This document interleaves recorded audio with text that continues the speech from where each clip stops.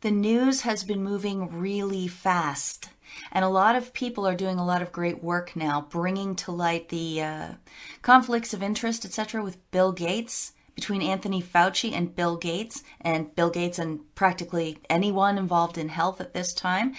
So that's super, and I'm going to link to some of those things in the description box for you, and I'm glad that more and more people are holding Dr. Fauci's feet to the fire, and his past really needs to be looked at hard. If you've been watching videos on my channel for a while, you know that there was questions surrounding Anthony Fauci and Deborah Birx, two of the leaders, the faces of this president's coronavirus task force. So that's why it's really important to understand why they're saying what they're saying and why they're doing what they're doing.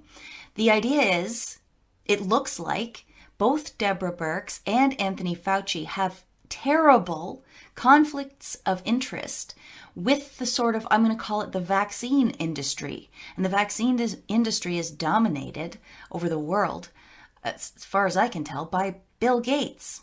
You might hear of a lot of different organizations and NGOs and bodies that are looking at vaccines and all this, but if you look a little deeper at them, you'll find that Bill Gates funds almost all of them. Almost all of the ones I've looked at anyway. So that's what this video is about. I am going to be bringing you some more connections that I have found between Birx and Fauci and Gates and this swamp. I think I have a couple of booms for you, so try to stick with me because I haven't seen this stuff covered anywhere else. My apologies if someone out there has. I can't possibly watch everything, so I haven't seen it. I think these are booms, so let's get started. Here's that industry I've been exposing with PEPFAR. This is the president's thing about AIDS and HIV, the Global Fund, and how it links back into the corrupt World Health Organization and the UN. But I'm going to be adding some faces today. This person, and this person. So let's start. The first one is Maeve Kennedy Townsend McKean. You might have heard her name. It might be ringing a bell. She recently went missing in a canoe with her young 8-year-old son after they went out to get a ball, supposedly. A ball went in the ocean. And then they just got too far out and couldn't come back. So they were saying that she was a missing person. Her husband put out a statement as if she was already dead. And today they found her body, but not the son's body. So I've just told you the overview of the story, but what raised a red flag for me was when well, first of all, the story's pretty weird. It's pretty weird. You'd think the husband would hold out a little more hope for her being found before he acted like she was already deceased. But when you look at Maeve Kennedy Townsend McKean's background, you find out she worked as a public health and human rights lawyer and was executive director of Georgetown University's Global Health Initiative. Well, by now that just rings all kinds of alarm bells for me. So I had a little look around, and sure enough, it's all the usual keywords. Here is the Global Health Initiative's page. It talks about the different people who work for it. Here's Maeve McKean, was the executive director of that and associate director of the HIV Policy Lab at the O'Neill Institute for Global Health Law. I don't even know what that is. I didn't look into it. But keywords, HIV, global health, and Maeve Kennedy was the executive director of that program at Georgetown University. I looked at who else worked there. And the immediate one that stands out to me is Mark Dybul. I have mentioned Mark Dybul before, but you may not remember who he is. Let me reintroduce you. He led the implementation of the President's Emergency Plan for AIDS Relief, PEPFAR. Oh my goodness. He served as the executive director of the Global Fund to fight AIDS, tuberculosis, and malaria from January 2013 to May 2017. So there's Mark Dybul, worked at both of those positions as well, now at the Global Health Initiative, alongside Maeve McKean. In this article from 2011, Science Speaks Global ID News, they're talking to Anthony Fauci on 30 years of AIDS. And he says here, I employed someone to help me out, a fellow in my lab, Mark Dybul, who later went on to become the U.S. Global AIDS Ambassador. We presented the options multiple times to the president's staff, to the president himself, and he accepted the proposal for $15 billion over 5 years. That became what we now call the U.S. President's Emergency Plan for AIDS Relief, or PEPFAR. Dr. Anthony Fauci and Mark Dybul worked together to create PEPFAR. But there's more. Maeve McKean was also featured in 2018 at a Global Health mini university, and here in her biography, it says that she served as the Senior Advisor for Human Rights at the State Department's Office of the Global AIDS Coordinator, serving as the primary lead for prioritizing human rights with the U.S. government's PEPFAR program. So she worked directly for PEPFAR. It isn't just this association with Mark Dybul. She worked directly for it. And there's more. Maeve worked for U.S. Senator Dianne Feinstein, both in her regional office in San Diego as well as on Capitol Hill. Di-Fi. Some call her Di-Fi Chai Spy, and I'll show you why. Why do we call Di-Fi Chai Spy? We'll get there in a second. First, in this 2019 article about RFK Jr., Maeve Kennedy comes out and she says that we love Bobby. He's one of the great champions of the environment. Blah, blah, blah. However, on vaccines, he's wrong. If you remember when Trump got elected, he said he was going to put Bobby Kennedy Jr. in charge of vaccine panel. He was going to get him to review the whole system of vaccines. Well, Maeve Kennedy came out and said, no, we don't want him to do that. It's a bad idea. He's wrong about that. And who else came out and said the exact same thing? Listen to Bill Gates talk about how he's the one that stopped President Trump from looking into the vaccine industry.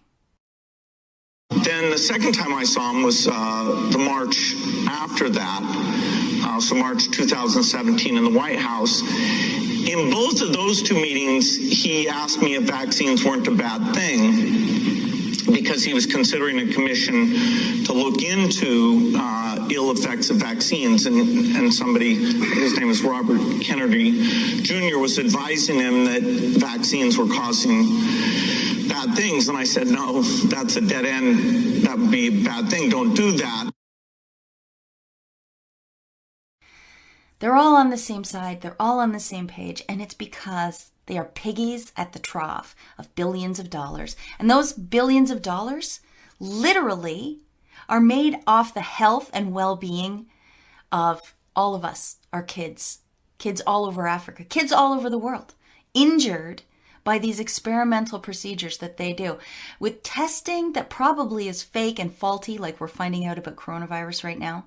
Treatments that probably prolong illness so that they can keep this money train going. It's the most disgusting thing. I find it worse than say drug dealing. This is revoltingly evil. What else have I got? Oh yeah, there's a little thing I want to bring up now. I don't have a lot of information for you now, but you should get this seed planted in your head. From that same article where Fauci was talking about creating PEPFAR and Mark Dybul working in his lab, they talk about what the discoveries in AIDS drugs were.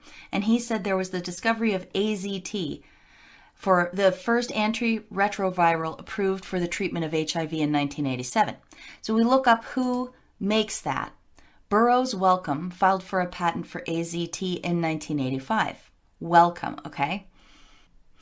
And on current day, Wellcome seeks $8 billion from business to fight coronavirus. Research group launches COVID-0 to fund hunt for vaccines. That's from today in the Financial Times. So, is Wellcome competing with Bill Gates or what? Are they on the same team? I found this. The Equitable Access Initiative. You can see this is in the Global Fund files.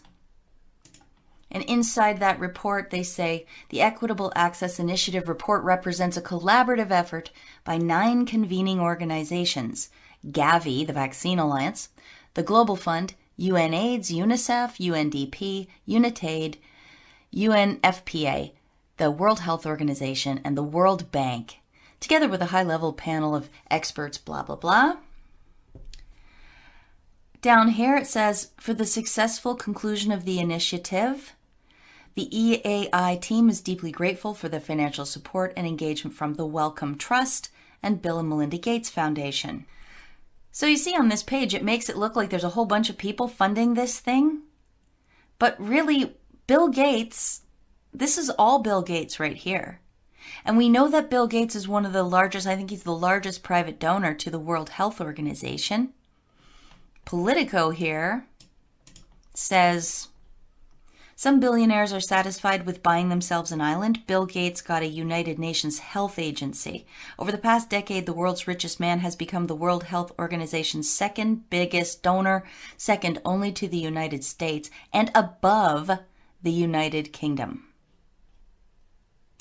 So when the World Health Organization tells you something, it could be because Bill Gates wants them to. So yeah, in this document, which purports to represent a variety of different organizations, it's actually largely Bill Gates. Just to prove it to you, Gavi, as a founding partner of Gavi, the Gates Foundation has brought international attention, blah, blah, blah. There you go on that one. An overview of the Global Fund to fight AIDS, tuberculosis, and malaria. Bill and Melinda Gates Foundation is the largest private sector supporter of the fund. And on Bill Gates' own blog in October 2019, he says that the Global Fund is the world's main artery between research labs and the people who need these drugs. He admits it. He's basically in control of drugs worldwide, and what he wants mainly is the vaccine. And that could be because, as we've discussed in previous videos, they've discovered now how to put chips, tiny nano chips, into vaccines so that they can tell if you're vaccinated or not as you walk around, just like a herd of livestock. I think we need to fight this, because I don't want to be looked at as a tagged animal for the rest of my life, and I know none of you do either. All right, back to Maeve.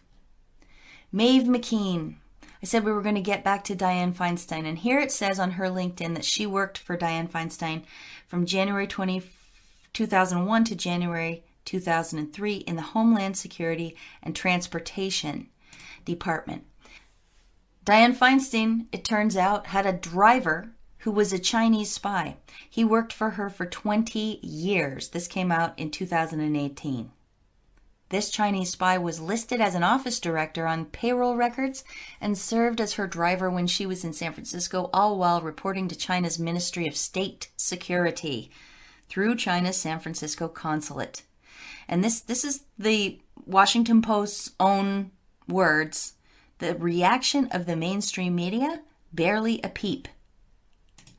It's kind of funny that that's in the Washington Post, because that is the mainstream media. So why didn't they make a bigger deal of it? I don't know. You tell me. Is it all tied together? I mean, we know that this vaccine, or this virus, supposedly originated in China. We know that there's a Dr. Charles Lieber from Harvard. He had a lab. He was being paid by China to do research in Wuhan. I'm not saying it's tied to the virus. I'm just saying there's a lot of Chinese links back over to the United States in this technical area. George Church as well had his CRISPR, his gene editing lab was over in China as well. All right, we're going to carry on. I haven't gotten to the huge booms yet, even though the Maeve Kennedy McKean connection directly to PEPFAR, to me, is a huge boom. Here's where it gets really crazy. Deborah Birx, of course, you know her as the face of the coronavirus task force. Granular, granular, granular. Let's get granular on your behind, Deborah Birx. Who are your daughters? Here's one. Devin Birx Raybuck, And she happens to work in this healthcare scam field too, at IMA World Health, which Deborah Birx's one daughter, also worked as a research assistant at the U.S. military HIV research program. There you go. Mastered DNA and RNA extraction, purification, and sequence reaction. So genetically engineering things in the HIV research program. And remember, PEPFAR is HIV/AIDS. And that's what all of these people from the Coronavirus Task Force and all of their associates, and Maeve Kennedy Townsend McKean, all were involved in. Also, Devin Birx went to Johns Hopkins University, and Johns Hopkins University sponsored Event 201 directly between the Bill and Melinda Gates Foundation, the World Economic Forum, and Johns Hopkins. These were the people who put on that event. But the bigger boom is right here. Deborah Birx's other daughter, Laura Birx, works now for the Bill and Melinda Gates Foundation. Deborah Birx's daughter works directly for Bill Gates. Directly. Boom. Fauci and Birx both have other ties to Bill Gates, and Patrick Howley goes over them in this article here. Fauci and Birx both have big money Bill Gates conflicts of interest. That's from April 4th, and you can find it on the National File. I will link to it in the description box. And in a tweet yesterday, Patrick Howley says, big, here is video of Fauci giving an address on pandemic preparedness at the Grand Challenges meeting in D.C. in 2017. This is a program created by the Gates Foundation. Guess what Fauci's solution is? Vaccine development. Surprise, he says. That's all these people want. And that's why these people are pushing back against hydroxychloroquine. They don't want it because they didn't develop it. They don't own it. They cannot make money from it. They can only make money if they come up with the testing, they come up with the treatments, and they come up with the vaccine. That's what they want. That's the scam they've run over and over. They've done it successfully with PEPFAR in the billions and billions of dollars. This money doesn't actually go where it's supposed to go. It often gets funneled away to other things, like right now they're discovering that in the Ukraine, George Soros probably embezzled some of that money to use for his subversion campaigns, to fund activists that have nothing to do with HIV/AIDS. So that's how this rolls. They steal, they siphon off money that's supposedly for healthcare, and they don't do healthcare with it. Sure, they do some. They make these crappy vaccines that don't work and that injure people. But that's good for them, because then they say, oh, we need more money for funding. That didn't work so well. And they can make treatments for the side effects that they cause by their vaccines. Do you see how evil it is? And do you see how many people are involved? And again, just like I talked about with Vindman way back, this is generational. Birx's two daughters are involved in this. So here's Laura Birx, Bill and Melinda Gates Foundation. She also worked for USAID. This is her at the Woodrow Wilson Center in 2012 talking about what USAID does. Here's, I think it's about a minute clip of her talking. Have a listen. I think one of the other things is around the structure of the partnership. It needs to be win-win, certainly. It can't just be a donor coming in and saying, you know, we want, I'm just going to throw out a hypothetical example here, we want X private sector company to make Y product and then sell it. It shouldn't be that, it's not that simple. It needs to be a win-win partnership for all parties involved. Most importantly, the developing country that we're working with itself, but very importantly for the private sector, it needs to be seen as not just CSR, but a sustainable, market-driven model for them. Part and parcel of that is certainly something that health tech has done again, and that we're looking to do more and more of around demand and market projections. Again, creating a product is one thing.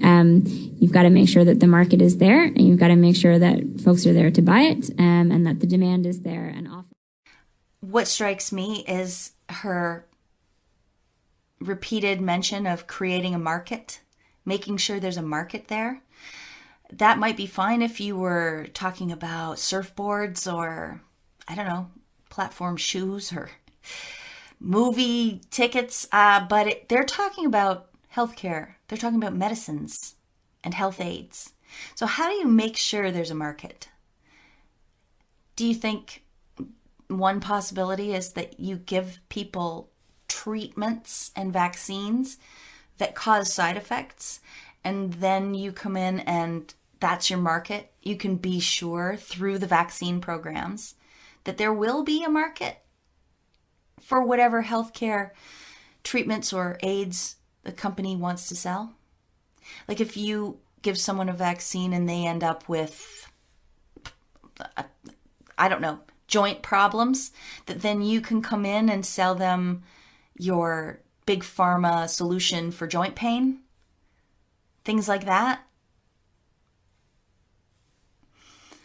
I don't know, but it's just chilling to hear people talk about it that way. And again, non-profits. They're working with supposed non-profits, supposed humanitarian organizations. You hear how often she talks about bringing in the private sector, the for-profit sector, to sort of piggyback on the non-profits to make sure that they get a slice of this pie. This market they're building, this market they are building is sick people. So they have private companies waiting in the wings to capitalize on the sickness that they can create. It's gross. So she said you need to build a market. You need to build demand for the products. How are we watching them do it right now? Well, I've done several videos on it. All of these. These 4 are about Event 201 and how they're going to use trusted voices and propaganda to flood the zone with their information. Isn't that what they're doing right now with all of their fear-mongering? I mean, and this one here gave you some taste of the fake news. Real world or simulation, my last video, showed the doctor in New York, Dr. Colleen Smith supposedly, and she's supposedly filming undercover in the hospital, but we look into her background and we find out her profession is medical simulation. And I'm going to show you some more examples right now of how they're doing it. Emerald Robinson of One American News Network here says, the more you study this virus, the more you find the same BAME, Bill Gates. He's the second largest funder of the WHO. He's building 7 vaccine labs. Fauci, Tedros, Event 201, ID 2020. He's basically controls global health policy. What's the plan? Using vaccines to track people. But this mainstream media person, Ann Rumsey Gearin, says, what? Facts matter. Please use them. I mean, it's disgusting. She's from the Washington Post and MSNBC. Those are facts. So you see right there, directly, the paid for, possibly China shills, possibly Gates shills, people at the Washington Post, actively trying to deny facts, actively doing disinformation campaigns. This Red State article is pointing out that CBS News posted this viral tweet of a bawling, crying nurse who supposedly got to work and couldn't stand. It was so much pressure. She was going to die because of the lack of PPE. But then, in the Red State article, they reveal that this is a woman who admits she has serious mental health issues, having a breakdown over a procedure she didn't understand. Her social media is rife with oddities, including a 3-week-old video in which she mocks the current pandemic. That didn't stop CBS News from pushing this without even attempting to vet it. Now they have issued a correction, and it's channeling Dan Rather's fake but accurate claim. CBS News says, Imaris Vera, the nurse in this video, clarified her experience on Monday in a tweet. We were each assigned one N95 per one COVID patient's room, but was not allowed to wear it outside the room, wear our own 95 mask around nurses' station or halls, which I came prepared with. Frankly, I don't even understand that correction, but the point is CBS News did not look at this woman's background. She's unstable, and what she said was not factually accurate. CBS News put that out. That tweet went super viral. Nobody's going to see the correction. That's how they play the game. Some of your hysterical friends are probably thinking of this when they imagine the pandemic. They only have this in their mind. They don't know that it got retracted. Some of your friends probably have this in their minds when they're thinking how bad the pandemic is. Apocalyptic.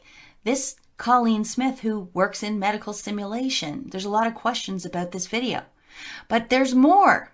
There's a new one that happened on the weekend that is just, to me, absolutely jaw-dropping. Watch a clip from Channel 4's news video that they did on the weekend, which they have since removed. Watch a clip of their coverage of the hospitals under coronavirus. Alone and in intensive care. Only some of them don't get to leave alive, wheeled away like so many others. The New York governor today begged President Trump to send help now, saying he'd been forced to buy ventilators from China because it was like bidding on eBay to secure enough in his... Did you catch the problem? Probably not, because it goes by quickly. Channel 4 News coronavirus emergency unit in New York, where the patients are so lifelike and staff are told not to eat near any of the mannequins. That is right. You can see it here. See the hole in the neck? See the arm? Can you see that there? And the hair? Look at the hair. The sign says, no food and or drinks allowed near mannequins and or task trainers. And on this shirt says Rush. Rush is a medical center with a medical simulation lab. Here's a still from their video. Rush Clinical Skills and Simulation Center, 3rd of September 2014. Look at the two-way mirror here. Look at the gray on the bottom, white on the top, the mannequin in the bed. Now look here. There's the two-way mirror. The camera's at a bit of a different angle. There's the instrument plug-in panel. There's the gray on the bottom, the white on the top. Look. And it says Rush right on the guy's shirt. That was just a little piece of a longer feature that Channel 4 ran. And no, they did not put a caveat on the bottom. They did not say file footage. They did not say stock footage. They did not say what this really was footage of. But citizen journalists found it out. People did not overly respond to this tweet. I tried to push Anti-Corruption Ireland's tweet and I added to it with my own. I think Twitter was suppressing it. When I went to see my own tweet, it said tweet not available. I think they were really, really trying to hide it. And why wouldn't they have? That was a case of a major news media organization passing total fakery simulation off as real. They're caught red-handed. Personally, to me, I think this is a giant story. Why would they do this? Why would they do this? Because they need a market for their products. And what are her products now? She works for Bill and Melinda Gates Foundation. What are Bill and Melinda Gates' products? Vaccines. It is fair to say things won't go back to truly normal until we have a vaccine that we've gotten out to basically the entire world. And so, the best people at the foundation who are all about high volume vaccines, are working with many manufacturers, not only on the safety and efficacy, but getting that billions of dose capacity. How much money must he be expecting to make if he's willing to spend billions to build these factories? How he really believes this is the big one for him. He really believes he's going to convince everyone that this is a deadly virus that's going to come back every season and we need to be protected from it. The whole world. So he expects to make, hundreds of billions in exchange for his billions of dollars? But meanwhile, it's not based on anything other than making the market. So tell me, are they making the market purely from fear using the media machine? Or did they really create this virus, engineer it, let it go, do something to spread it so that we would need what he's selling? A vaccine that we've gotten out to basically the entire world. And don't forget that these names that we're hearing funded Event 201, which was the coronavirus pandemic planning exercise held in October 2019. Look, My feeling is that Bill Gates is an insane psychopath. I don't even think he hears what he's saying anymore. He is so far gone into this system and believing himself to be some kind of savior of mankind that he doesn't even hear what he sounds like when he talks. But Trump, President Trump, who we all don't know if he's going to go along with this yet. Trump keeps fighting for hydroxychloroquine, yes, and the media keep fighting against him. Our question now is whether or not he will give in to these monsters. Will he? I have to tell you, my honest feeling is that Trump isn't perfect, but Trump doesn't strike me as being a monster. I don't see it. I hope I'm not wrong, but I don't get the feeling that President Trump or his family or the people around him, like the good people around him, like Rudy Giuliani and Peter Navarro and lots of others, I don't think they're monstrous like that. So as long as somebody is getting the truth to President Trump, I can't imagine that he would acquiesce to this pressure. I can't imagine. I can't imagine he will let them get away with this. I can only imagine that he is trying to expose. He and a huge team, not him by himself. He and a huge team of people are trying to expose the Gateses, the Soroses, the Rockefellers, the whoever, trying to expose them for what they are. I pray to God that that's what's happening. But it can't happen unless this army of digital soldiers like myself and Patrick Howley and Grace, did I point that out? Grace, really graceful? Oh, come on. She did an amazing video exposing the background of Bill Gates' family, who are all part of this. It's generational. Here's a picture that's floating around with the Astors, the Annenbergs. Apparently this woman is I think she's a Rockefeller going back in time. There's Bill Gates Sr., there's Anthony Fauci, there's George Soros, and more. Ted Turner, Bill Moyers. That was at the Carnegie Institute Awards ceremony in 2001. Carnegie Medal of Philanthropy. Right. Philanthropy is just code for eugenics, I think. Just like public health.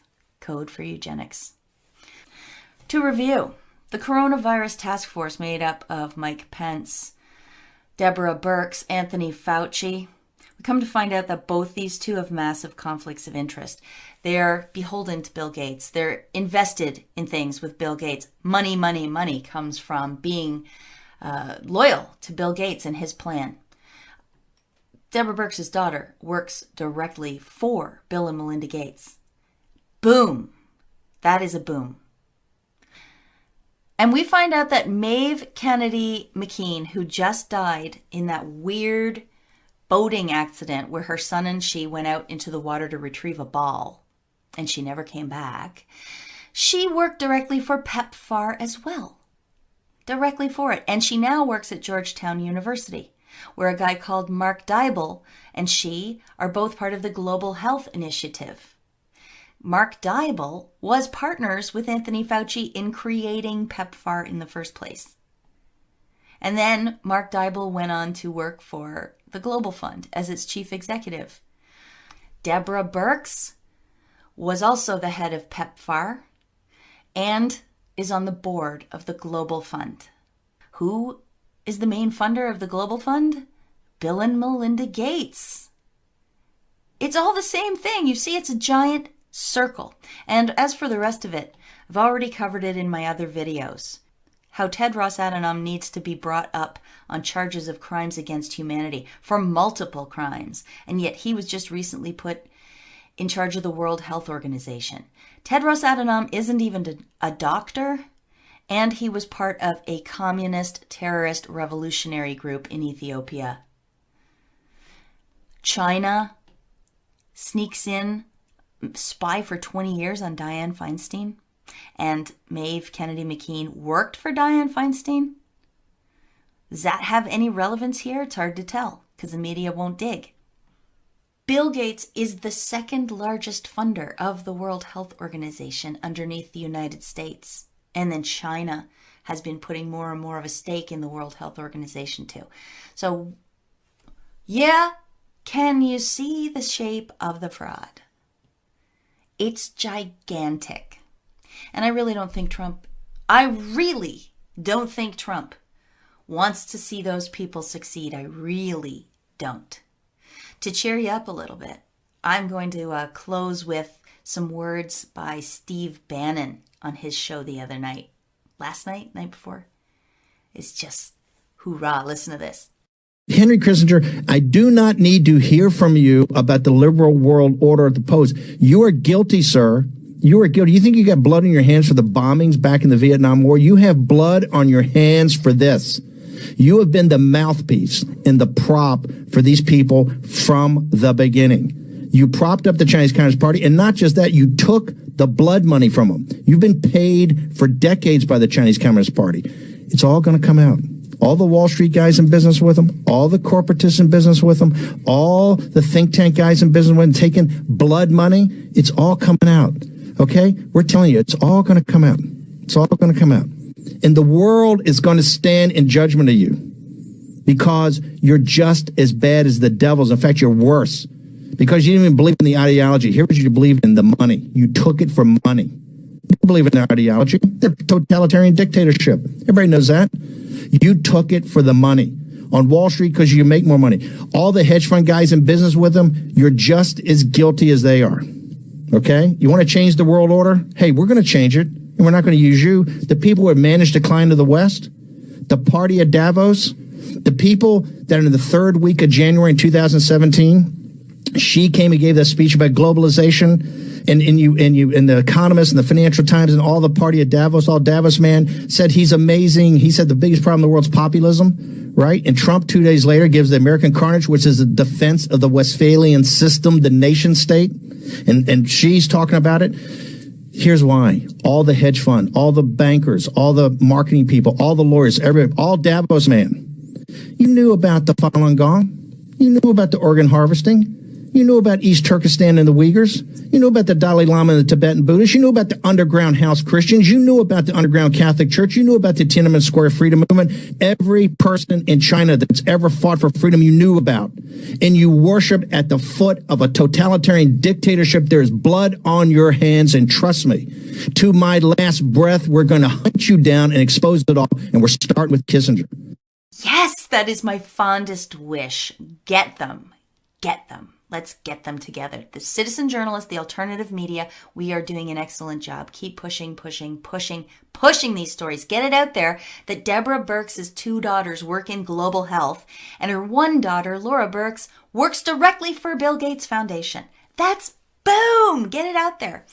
All right, everybody, I'm going to stop talking now. Thanks a lot for listening. If you got something out of this, if you enjoyed it, maybe you'd consider supporting my work. My paypal.me address is in the description box, but please, please only do this if you can afford it. These are strange economic times. I'm happy with just letters and notes, so thank you very much for that. Don't forget to leave a thumbs up. Subscribe if you have not. Leave me a comment. The comments are great. I learned so much from the ones I get a chance to read.